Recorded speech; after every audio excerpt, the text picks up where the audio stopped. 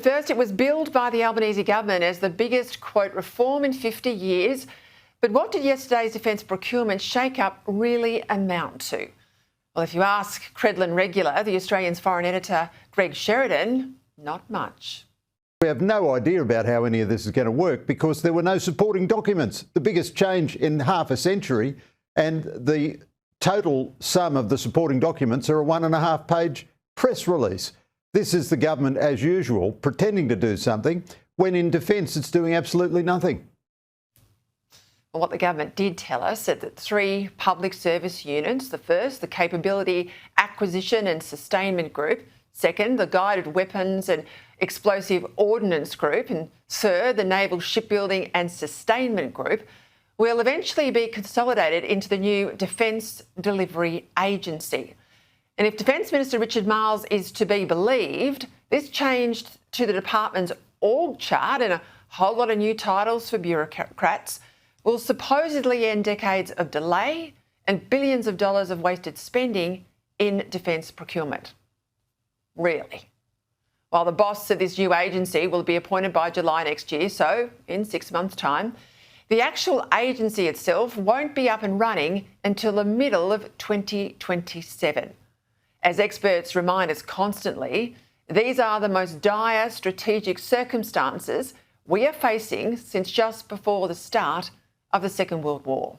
And yet the government's latest response to this increasing threat level is a bureaucratic shake-up that won't take place for 18 months, if it even happens on time. And as we know, very little happens in defence on time or on budget. We're also told that bureaucrats currently staffing the 3 existing units, so all the units as they are, well, all the bureaucrats will keep their jobs, even though plainly they're not doing them well enough, or we wouldn't need to upend the whole system. So here's the shake-up that's supposed to break decades-long culture problems in defence, in procurement, end the complacency, end the cover-up, stop wasting billions and billions of dollars, like the money we wasted when we purchased those Taipan helicopters that Army then withdrew early from service after they were plagued with problems, including a fatal crash. All of that, but everyone gets to keep their job. I'm sorry, I just don't buy this. I do not buy it at all. Now, I can remember, as I said last night, being a senior staffer to the Defence Minister in the Howard era, Robert Hill, and all the fanfare that was attached then to the establishment of the Defence Materiel Organisation. It was called the DMO. Now, back then, putting them all together was supposed to end the delays and the cost overruns in defence procurement. Back then, as I said, all brought together to improve oversight and efficiencies. Until it was then thrown out, rejigged in favour of going back to these separate entities that we're now replacing, as we heard yesterday, bringing them together to do in a single body what the single body in the Howard era, the DMO, was set up to do but couldn't. I mean, you can see the pattern here, can't you? Defence bureaucrats, and I'm talking here about the public service arm, not the men and women in uniform, they know that their procurement timelines outlive ministers and outlive governments. Something decided, say, back in the John Howard era doesn't even enter active service until the time of Julia Gillard, perhaps even Scott Morrison. Well, by then, the public servant will have grabbed their pension and retired after earning 20-something years of a 6-figure salary. No accountability for the fact that they failed to deliver what was promised.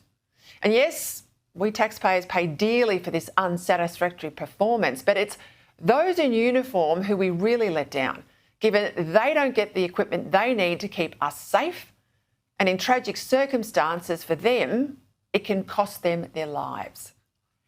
A big problem here is that this line from Defence, that they need to alter everything we buy to make it uniquely Australian, that equipment in use by the Brits or the Americans isn't good enough to use in Australia without millions and millions to redesign it, well, it's crap. How about we ask the soldier and they'll tell you what's needed in the field? How about we do that? Because they just want the best kit now, not what's promised in decades and decades away. If we were serious about reform and we were serious about reform hitting the mark, we would involve the on-the-ground soldier a whole lot more in the choice of what we do and what we do or don't buy for them to use. Now, once we then get that information from the soldier on the ground, our job should then be to build out the capability gap at express speed so that when the balloon goes up, as it very well might, our soldiers and airmen and sailors are well equipped as anyone's will be to hold their own in any fight.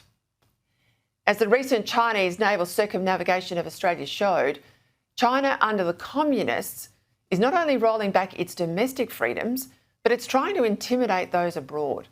And with a new naval squadron from China, as reported yesterday, likely heading our way, that intimidation, or worse, is only likely to increase. As Greg Sheridan shrewdly pointed out, if yesterday's announcement really was that big, why was it not accompanied by more than just a press release? Where's the background detail, the documents, the papers, the evidence of proper planning? But that's so typical of this government. It makes big, grand announcements about addressing some problem, but having made the announcement and gained whatever kudos and headlines there were to be had, it assumes that the problem is being fixed without the constant attention needed for successful implementation. The same people doing the same things, only in a renamed amalgamated agency, doesn't sound like meaningful reform to me. I mean, real change in this area would be raising defence spending to 3% of GDP, roughly the amount needed to cover the cost of these new submarines without cannibalising the rest of our armed forces. And naturally, that was a step too far for the Albanese government. Instead, all we've got are tweaks to an org chart while the world around us gets more and more perilous. Honestly, the Albanese government makes Neville Chamberlain look and sound positively Churchillian.